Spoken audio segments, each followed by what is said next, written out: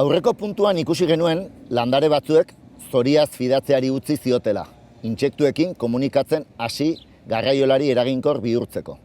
Horrela, lore eta fruituak sortuz. Konponbideak eboluzio arazo berria sortu zuen. Landare asko, intsektu bera erakartzeko lehiatu ezkero, nola saiestu polinizatzaileak zure espezieko lore bat bisitatu eta jarraian zure polena beste lore batean uztea, alferrik galduz? Galdera simple honek lore eta polinizatzaileek euren harremanetik onura ateratzen duten egitatearekin batera eboluzio lasterketa bat eragin zuen, diversifikazioa izugarria sortuz, lore zein intsektuetan. Prozesu honi koeboluzioa deritzogu. Horregatik, loreen eboluzioa ez da izan gero eta deigarriagoa bihurtzea, baizik eta gero eta forma, kolore eta egitura zehatzagoak sortzea.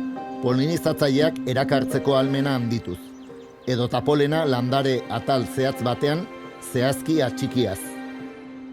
Lore batzuk neurri jakineko intsektuentzat bakarrik ireki ohi dira. Batzuk nektarra leku sakonean ezkutatzen dituzte. Besteek angelu zehatz batetik sartzera behartzen dituzte. Hori ez da kapritxoa, ingenieritza evolutiboa baizik. Landare gehienak ez daude polinizatzaile baten menpe. Polinizatzaile gehienek espezie ezberdinak bisita ditzakete. Inork ez ditu arrautzak saski berean ezarri nahi.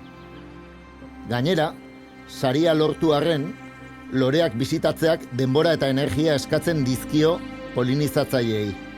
Espezie ugari ikasten dute lore honenak non dauden eta prozesua optimizatzeko espezie egokienak aukeratzen. Landareak zintzo eta eskuzabalak izaten dira polinizatzaileekin, nektar edo polen ugari eskainiz. Beste loreen aldean, eurak aukeratuak izan daitezen.